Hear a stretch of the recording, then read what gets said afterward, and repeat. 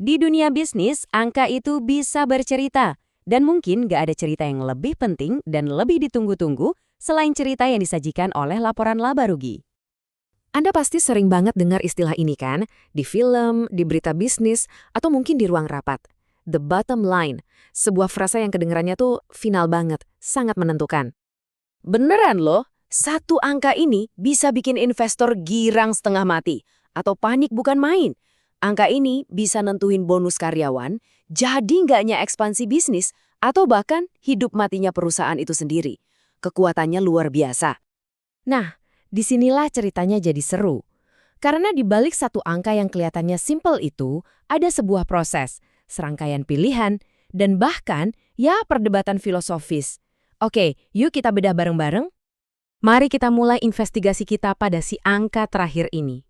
Ini bukan sekedar matematika, tapi ini adalah puncak dari sebuah narasi keuangan.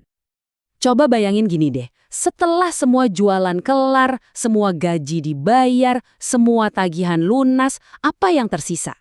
Nah, itulah intinya. Laporan laba rugi itu ibaratnya penjelasan detail yang nganterin kita ke angka final tadi.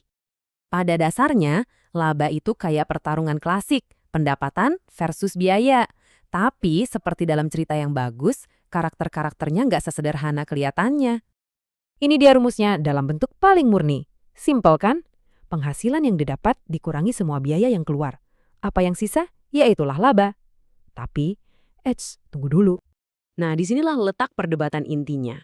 Apa sih yang sebetulnya bisa kita sebut penghasilan dan kapan sebuah pengeluaran itu jadi biaya? Jawaban dari pertanyaan-pertanyaan ini ternyata tergantung dari sudut pandang mana kita melihatnya. Di sini kita bisa lihat ada dua mazhab akuntansi yang beda. Pendekatan pertama, revenue expense, itu fokusnya ke laporan laba rugi. Intinya adalah nyatat aktivitas operasional, jualan sama biaya. Nah, pendekatan kedua, asset liability, justru mandang neraca. Daftar aset dan utang perusahaan itu yang paling penting. Buat mereka, laba itu cuma cerminan dari perubahan nilai aset dan utang itu tadi. Cara pandang ini bakal ngaruh banget ke cara kita nyatat semuanya. Sekarang, kita bahas salah satu konsep paling fundamental dan bisa dibilang elegan dalam akuntansi, prinsip pencocokan. Di sini, waktu adalah segalanya. Jadi, poin krusialnya tuh gini, kita nggak bisa asal catat biaya pas duitnya keluar. Nggak bisa. Kita harus jodohin biaya itu sama pendapatan yang dihasilkannya. Ini penting banget, biar kita dapat gambaran profitabilitas yang akurat dalam satu periode waktu. Ini namanya direct matching. Bayangin, kamu punya kedai kopi. Pas kamu jual secangkir kopi di bulan Januari, biaya biji kopi, susu, sama gelas untuk kopi itu juga harus dicatat sebagai biaya di bulan Januari, bukan di bulan Desember pas kamu belinya. Pendapatan dan biaya yang nyambung langsung harus ketemu di periode yang sama. Tapi gimana sama biaya yang nggak bisa dilacak ke satu cangkir kopi? Kayak sewa toko gitu. Nah, ini namanya indirect matching. Biaya sewa untuk bulan Januari dijodohin sama semua pendapatan di bulan Januari. Jadi ini bukan biaya per produk, tapi biaya per periode. Dua-duanya ini cara buat mastiin cerita laba rugi kita itu logis dan akurat. Oke, jadi kita udah tahu cara jodohin biaya sama pendapatan. Tapi pas disajiin di laporan akhir, cerita apa sih yang mau kita tampilin? Ternyata ini juga jadi perdebatan soal bab mana aja dari kisah keuangan ini yang harus dimasukin. Di sini ada dua kubu. Kubu current operating income percaya laporan laba rugi itu harusnya cuma nunjukin hasil dari bisnis inti. Hal-hal aneh atau yang nggak terduga, simpen aja di laporan lain. Sebaliknya kubu all inclusive bilang, tunggu dulu, masukin semuanya. Laba ya laba, rugi ya rugi, nggak peduli datangnya dari mana.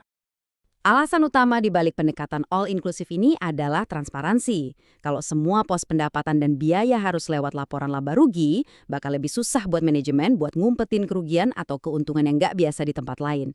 Semuanya harus kebuka. Tapi, apa sih yang dianggap nggak biasa itu?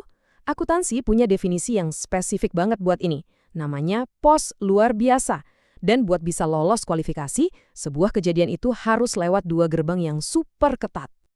Ini dia kedua syaratnya. Pertama, kejadiannya harus gak biasa. Artinya gak ada hubungannya sama operasi normal. Kedua, kejadiannya jarang. Artinya gak diperkirakan bakal terjadi lagi di masa depan.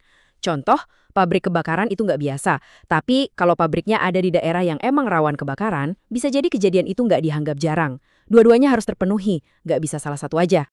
Sekarang kita masuk ke bagian yang paling seru nih, di mana ilmu akuntansi ketemu sama seni manajemen. Area di mana aturan bisa dipakai secara strategis.